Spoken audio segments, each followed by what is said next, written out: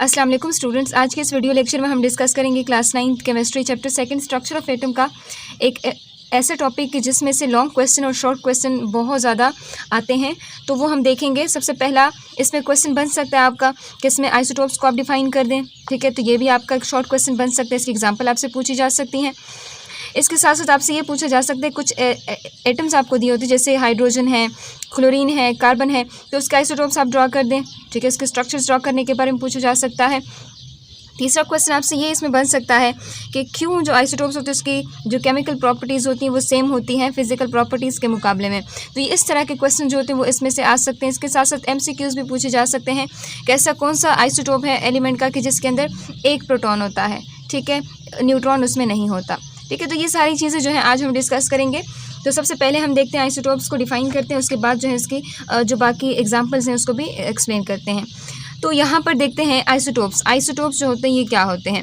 कहते हैं isotopes are the atoms of same element, ये एक ही एलिमेंट के एटम्स होते हैं, which have same atomic number, जिनका एटॉमिक नंबर तो सेम होता है बट मास नंबर उनका डिफरेंट होता है। एटॉमिक नंबर का मतलब क्या है, किसी भी एटम के न्यूक्लियस के अंदर जो प्रोटॉन्स की तादाद होती है इसको हम क्या कहते हैं, एटॉमिक नंबर कहते हैं। इसी के साथ साथ अगर आप मास नंबर को देखते हैं तो किसी भी एटम के न्यूक्लियस के अंदर प्रोटॉन प्लस न्यूट्रॉन की जो तादाद है उसको हम क्या नाम देते हैं, मास नंबर कह सकते हैं। सो यानी यहाँ पे आपसे कहा जाता है कि आइसोटोप्स क्या है, किसी भी एलिमेंट के वो एटम्स होते हैं, ठीक है, यानी एक एलिमेंट के एटम्स हैं। अगर हम एक एलिमेंट जो है यहाँ पर ड्रा कर दें तो ये क्या है, ये एक एलिमेंट है, इसके अंदर बहुत सारे छोटे छोटे एटम्स मौजूद होते हैं, क्योंकि हमने डिस्कस किया था कि एलिमेंट के फंडामेंटल यूनिट्स जो हैं वो क्या होते हैं, वो एटम्स होते हैं। अब किसी भी सेम एलिमेंट के वो एटम्स होते हैं कि जिनका एटॉमिक नंबर सेम होता है। अब इस एलिमेंट के जितने भी एटम्स होंगे इसमें क्या होगा, सबका एटॉमिक नंबर सेम होगा, यानी नंबर ऑफ प्रोटॉन्स होंगे सब में सेम होंगे, बट मास नंबर उसका डिफरेंट होगा, यानी एटॉमिक नंबर सेम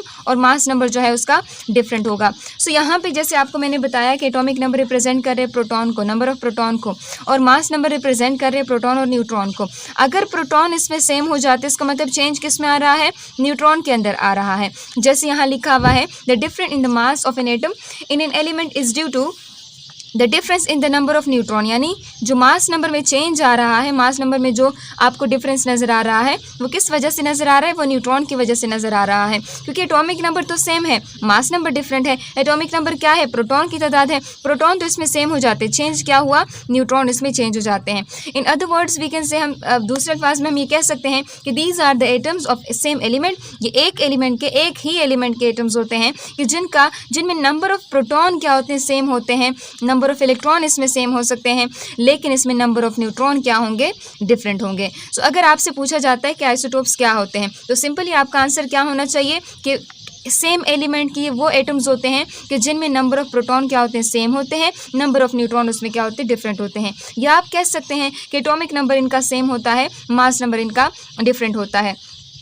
सो यहाँ आपसे कहा जाता है कि isotopes have same chemical properties, isotopes की केमिकल प्रॉपर्टीज़ सेम होती हैं बट फिजिकल प्रॉपर्टीज़ उनकी क्या होती हैं, डिफरेंट होती हैं। केमिकल प्रॉपर्टीज़ क्यों सेम होती हैं और फिजिकल प्रॉपर्टीज़ उनकी क्यों डिफरेंट होती हैं, क्योंकि केमिकल प्रॉपर्टीज़ का मतलब कि कोई भी एटम कितने बॉन्ड बनाएगा, कितने इलेक्ट्रॉन शेयर करेगा, तो ये सारे कॉन्सेप्ट इसको हम केमिकल बॉन्डिंग कहते हैं। तो ये जो केमिकल बॉन्डिंग होती है किसी भी एटम की, ये क्या होती हैं, जो केमिकल प्रॉपर्टीज़ होती है किसी भी एटम की, वो क्या होती हैं, वो कौन डिसाइड करता है, जो आखिरी शेल के अंदर जो इलेक्ट्रॉन्स होते हैं, वैलेंस शेल के अंदर जो इलेक्ट्रॉन होते हैं, वो किसी भी एटम की केमिकल प्रॉपर्टीज़ को डिसाइड करते हैं, ठीक है। इसके साथ अगर आप फिजिकल प्रॉपर्टीज़ की बात करते हैं तो फिजिकल प्रॉपर्टीज़ जो होती हैं मेनली आपके पास न्यूक्लियस के ऊपर डिपेंडेंट होती है कि न्यूक्लियस के अंदर जो प्रोटॉन मास नंबर है ना, ये उसके ऊपर डिपेंड करती है, मास नंबर उसका कितना है, तो उसके अकॉर्डिंग जो है वो ये प्रॉपर्टीज़ होती है वो चेंज होती हैं। तो चलिए चलते हैं आइसोटोप्स के स्ट्रक्चर की तरफ कि आइसोटोप्स जो हैं उसके किस तरह के स्ट्रक्चर्स होते हैं। तो सबसे पहले हम देखेंगे एक हाइड्रोजन के आइसोटोप और उसके स्ट्रक्चर के बारे में, और उसको हम किस तरह इजीली ड्रॉ कर सकते हैं वो अभी हम देखेंगे।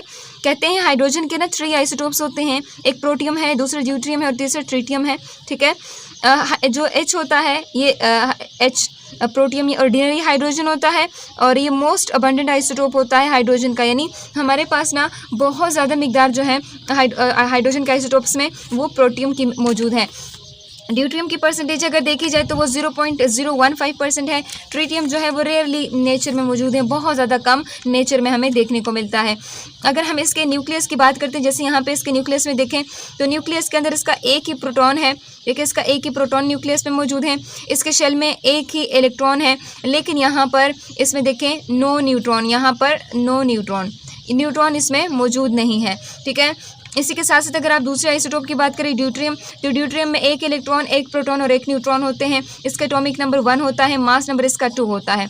इस तरह अगर आप ट्रिटियम की बात करें तो ट्रिटियम में देखें इसमें 2 न्यूट्रॉन, एक प्रोटॉन और एक इलेक्ट्रॉन होता है। इसमें देखिए इसका जो मास नंबर है वो 3 है, एटॉमिक नंबर इसका 1 है। यानी आप देखें एटॉमिक नंबर 1 होने का मतलब इसमें प्रोटॉन्स जो है वो 1 है। अगर आप मास नंबर से प्रोटॉन माइनस करें तो न्यूट्रॉन आ जाएंगे आपके पास। तो देखें 3 से आप 1 माइनस करें तो 2 आपके पास आ जाएगी। इसका मतलब कि आपके पास न्यूट्रॉन जो है वो कितने हैं, वो 2 हैं। तो ये तो हाइड्रोजन आइसोटोप्स की हम बात करते हैं। हम जनरली इसके स्ट्रक्चर है वो उसको कैसे ड्रा करते हैं, ये जो डॉट वगैरह ये सारी चीज़ें ड्रा करना हमारे लिए थोड़ा सा मुश्किल होता है। तो एक आसान तरीका हम आसान तरीके से किस तरह इसको ड्रा कर सकते हैं वो अभी हम देखेंगे। वैसे यहाँ पर आप देख सकते हैं ये एक मेरे पास न्यूक्लियस है। ठीक है, इस न्यूक्लियस के अंदर ना एक प्रोटॉन, ठीक है, और इसके अंदर क्या है, एक इलेक्ट्रॉन। तो ये क्या, ये किस चीज़ को जाहिर कर रहा है, ये हाइड्रोजन के पहले आइसोटोप या इसको आप यूँ कह सकते हैं प्रोटियम की बात कर रहे हैं।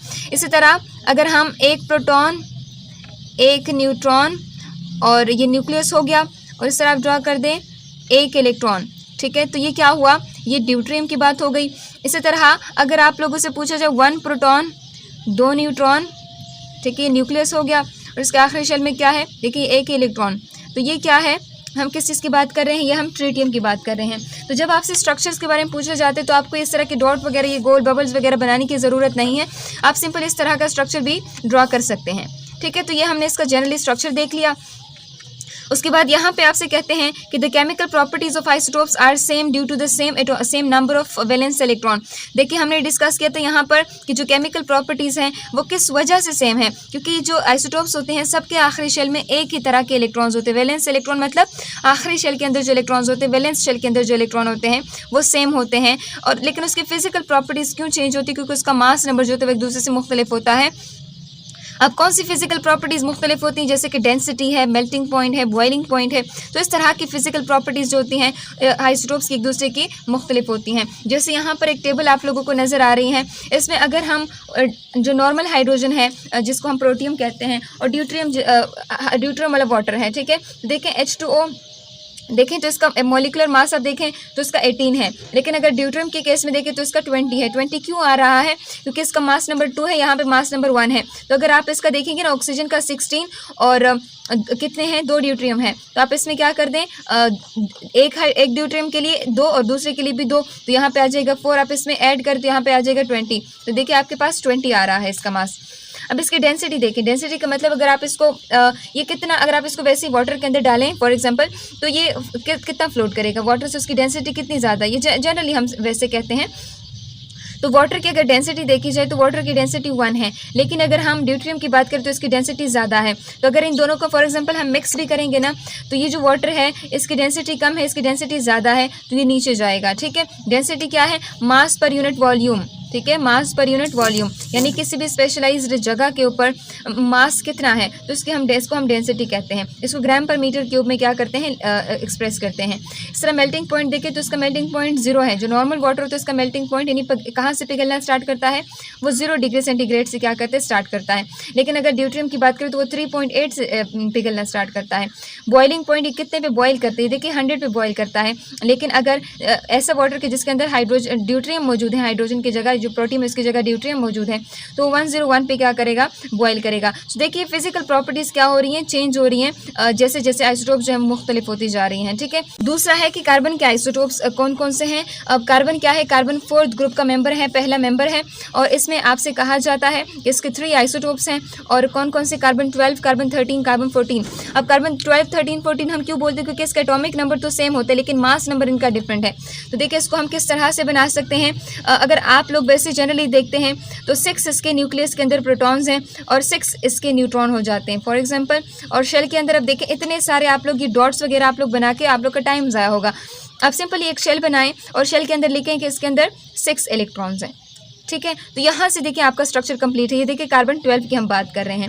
इसी तरह अगर हमारे पास 6 प्रोटॉन्स हैं और 7 जो है वो न्यूट्रॉन हो जाते हैं न्यूक्लियस के अंदर, तो देखिए यहाँ पर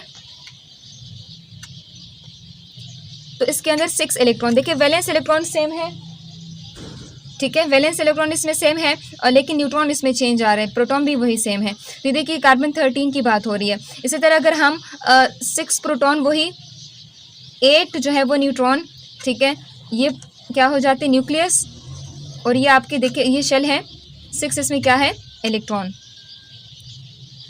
तो ये सारी चीज़ें की क्या है कार्बन 14 हो जाता है। ये देखिए कार्बन 14, इसके स्ट्रक्चर आप इस तरह से बना सकते हैं। अगर आप इस तरह से भी बनाएंगे ना, आप लोगों से स्ट्रक्चर पूछे जाएँ आइसोटोप्स के, आप इस तरह से भी बनाएंगे ना तो आपको पूरे मार्क्स मिलेंगे, क्योंकि आपकी जो पूरी इन्फॉर्मेशन यहाँ से कन्वे कर रहे हैं आप लोग। अगर आप इसकी अबंडेंस देखें, अबंडेंस मतलब इसकी मौजूदगी, तो कार्बन 12 जो है इसके 98% है, ज़्यादातर हमें कार्बन 12 नज़र आता है। इस तरह कार्बन 13 अगर आप देखें तो कार्बन 13 के 1.109 है, कार्बन 14 देखें तो ये 1 पर ट्रिलियन यानी 1 ppt, ठीक है। तो इसके बाद आप देखें आइसोटोप्स ऑफ क्लोरीन की बात करते हैं, क्लोरीन के आइसोटोप्स की बात करते हैं। क्लोरीन के एटॉमिक नंबर क्या है 17 है, इसका मतलब इसमें इलेक्ट्रॉन भी 17 होंगे, प्रोटॉन 17 तो इलेक्ट्रॉन भी 17, 7 ग्रुप्स का मेंबर है यानी हेलोजन का ये मेंबर है। और इसके बाद देखें इसके 2 आइसोटोप्स हैं, एक क्लोरीन 35 और एक क्लोरीन 37, ठीक है। इसकी अबंडेंस आपको 75% और 25% दी हुई, ऑलमोस्ट 25% आपको दी हुई है।